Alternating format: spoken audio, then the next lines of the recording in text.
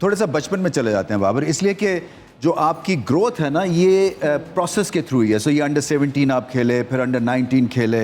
सो हम कई दफ़ा बड़े क्रिटिकल रहते हैं अपने जो हमारे इस तरह के सेटअप्स हैं ना कि नहीं ये ठीक नहीं है, इसमें इम्प्रूवमेंट की ज़रूरत है। मगर आप एक जीतती जागती हमारे लिए एक एग्जाम्पल है जिसने प्रोसेस के थ्रू ग्रेटनेस अचीव की है। भाई जब मैंने स्टार्ट किया था तो स्ट्रीट से स्टार्ट किया था, गलियों में खेलना, टेप बॉल खेलते थे सारे कज़न मिल के टीम बना के, तो हमने वहाँ से स्टार्ट किया। क्रेज़ मुझे शुरू से था। फिर मैंने लेटर ऑन अब्बा जी का कहा मैंने प्रोफेशनल खेलनी है, तो वो फिर हमें लेके गए क्लब में। तो वहाँ से फिर जर्नी स्टार्ट हुई। वहाँ से फिर जब आपको पता है जब आप कोई नई चीज़ करते हैं तो उसमें आप तो बहुत ज़्यादा इन्वॉल्व हो जाते हैं, बहुत ज़्यादा आपको पैशन आ जाता है। तो उसमें बहुत मेरा वो पैशन था और स्टार्ट किया। 1 साल बाद ट्रायल्स अंडर 15 के सेलेक्ट हुए और फिर मैचेस खेले जिसमें स्टार्ट के जो 3 मैचेस ही मिले थे। आपको पता है कि उस टाइम आपको बहुत कम मैचेस मिलते थे, तो 3 मैचेस मिले थे लेकिन कुछ भी नहीं हुआ। उस दौरान जब वो आपको पता है कि end of the tournament academy लगती थी पूरे पाकिस्तान प्लेयर्स की, वो आपको लेके जाते थे एनसीए में। तो वो एक ड्रीम होता था वहाँ पे जाना और स्टेडियम में जाना, एक यंग प्लेयर का एक ड्रीम होता था। तो वो मेरा था, एक ड्रीम था। तो आपको पता है जिसमें आपने 3 मैचों में आपने अगर 35 किया हो या 40 किया हो, 35 किया हो, तो वो तो आपको नहीं कंसिडर करेंगे। सही बात है। तो फिर स्कोर करने की आदत वहाँ से पड़ी। जो रन्स की जो भूख थी वो मुझे शुरू से डेवलप करवाई गई थी। मेरे स्कूल के जो वो कोच थे मामा जी, आपको पता ही जानता हूँ। तो वो मुझे एक हमेशा बात कहते थे कि यार जब भी आप ओपन जाओ या किसी भी नंबर पे जाओ, पहली बॉल खेलो और आखिरी बॉल खेल के आओ। वहाँ से फिर मुझे वो आदत पड़ी, वो फिर मैंने वो चीज़ मुझे याद रही। तो मैं कोशिश करता था कि जितना मैं अंदर हूँ वो मेरे लिए अच्छा है।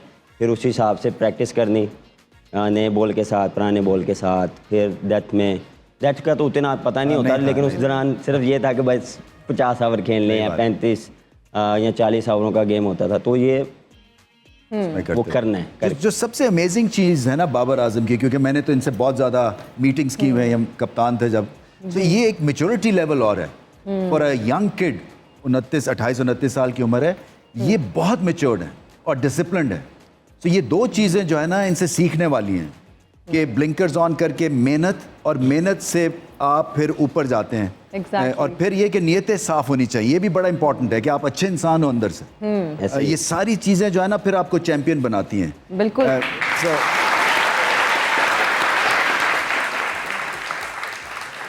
जो इंटरेस्टिंग चीज़ है ना बाबर, वो यही है कि इतनी यंग एज में आपकी इम्प्रूवमेंट जो है वो ट्रिमेंडस थी। क्योंकि बैटिंग में देखें, बॉलिंग में हमारे पास हमेशा सुपरस्टार्स रहे हैं, बैटिंग में गिने चुने हैं 4-5। सो उसमें और फिर आपकी एक कज़न ब्रादरी है, आपके कज़न्स जो थे ऑलरेडी पाकिस्तान के उस वक्त खेल चुके थे। सो ये माहौल से आपको फ़र्क ज़रूर पड़ा होगा। बट मैं ये समझना चाहता हूँ कि ये जो प्रोसेस था आपका, उसमें डिसिप्लिन, हार्ड वर्क और फिर गेम की समझ, और कब आपको सेल्फ क्रिटिकल, सेल्फ एनालिसिस, ये सब अगर आप डालते हैं तो ये फिर ही प्रोग्रेस होता है ना। तो आप समझते हैं कि 8-9 जगहों के ऊपर आप फाइट कर रहे थे। काइंड ऑफ आप देखें जब आप स्टार्ट करते हैं तो आपके पास इतना नॉलेज नहीं होता। आप जस्ट उसको जो भी आप सीखते हैं, जो भी आपको बताया जाता है, तो आप उसको कोशिश करते हैं कि डेवलप किया जाए डे बाय डे। हर चीज़ कोई मेरा ये था कि मैं हर दिन कोई चीज़ कुछ मिल जाए मुझे, कुछ मिल जाए, अगर इधर से मिल जाए या उधर से मिल जाए, उसको अप्लाई करता था। शुरू से भी डिविलियर्स का फ़ैन रहा हूँ और अभी भी हूँ। सारी तरफ खेलता था। मैं उसको स्टाइल को कॉपी करता था। तो वो मैं जब भी देखता था जाके प्रैक्टिस में वही चीज़ करना, शॉट्स ट्राई करना, तो वो चीज़ जो है वो मैं शुरू में जब भी जाता था तो वो मैं अप्लाई करता था। अच्छा, अक्सर ये कहा जाता है कि कुछ पाने के लिए कुछ खोना भी पड़ता है, और हम जब आपके बारे में सारा कुछ देख रहे थे, रिसर्च कर रहे थे, तो आई एम श्योर आपने भी बहुत सारे ऐसे फैमिली के इवेंट्स होंगे जो आप अटेंड नहीं कर पाए होंगे। तो अपने मकसद को हासिल करने के लिए आपने क्या खोया? खोया तो काफ़ी कुछ था। भाई की शादी जी थी। नहीं गए? नहीं, मेहंदी पे आई वो थिंक। मेहंदी से ही मैं एयरपोर्ट पे गया हूँ, मेहंदी लेके गए हैं, वहीं से सीधा फिर एयरपोर्ट, वहाँ से न्यूजीलैंड। ये अपनी शादी पे ये ना करना है। मैं पता नहीं खुद होता कि नहीं। अब जब दादी की डेथ हुई थी उस दौरान मैं इस्लामाबाद में था, फर्स्ट क्लास खेल रहा था। पता लगा उसके बाद क्या मुझे डेबू नहीं मिली, डेबू ही नहीं मिल रही, टाइम से मिली नहीं। लेकिन वो है कि आखिरी टाइम पे मैं देख नहीं सका क्योंकि वो टाइम बहुत लेट हो गया था। तो वो जब मुझे याद है मेरे तैयबू की भी जब डेथ हुई थी, मंडे 19 खेल रहा था, उनके साथ अटैचमेंट बहुत थी। लेकिन उस दौरान मैं साउथ अफ्रीका में था। तो वो आप कुछ ना कुछ जो है वो करते हैं, लेकिन उनकी मेरे ख्याल से दुआओं के साथ, उनके ही जो सपोर्ट और घर वालों की सपोर्ट के साथ यहाँ बैठे हैं और अल्लाह का शुक्र है, इसमें जितना अल्लाह का शुक्र अदा करते हैं। फैशन आपको पसंद आया इनका फैशन? इतने स्टाइलिश हैं आप और इतने फैशनेबल हैं, तो ये कहाँ से शौक आया? और अभी तक मॉडलिंग की आई एम श्योर बहुत ऑफर्स आती होंगी, फिल्म्स की कोई ऑफर्स आई? नहीं, मुझे ज़रा शौक नहीं है मॉडलिंग शॉडलिंग और एक्टिंग शैटिंग। मैं देखता बहुत हूँ, देखी बहुत, लेकिन ये स्टाइल रोज़ ही देखता। हमारे क्रिकेटर्स खासे बड़े बड़े मॉडल्स हैं, आपको पता होना नहीं, चाहिए। माशाल्लाह बड़े बड़े अच्छे प्लेयर हमारे मॉडलिंग करते हैं, मतलब तो ये इतने ड्रेसिंग करते स्टाइलिश है, हैं। इतना स्टाइल कहाँ से आया? देख देख के देख नॉलेज देखें, नॉलेज है वो लेना चाहिए। आपको देख देख के रमीज भाई को देख लें। अरे वाह वाह, तालियां हो जाए। ये 4 दफा चलाना ये रमेश बार भाई बार को- रिपीट करना है। रमेश भाई को जब भी देखा हाँ है जी। ऊपर से लेके नीचे तक ये हमेशा जो है वो स्टाइलिश।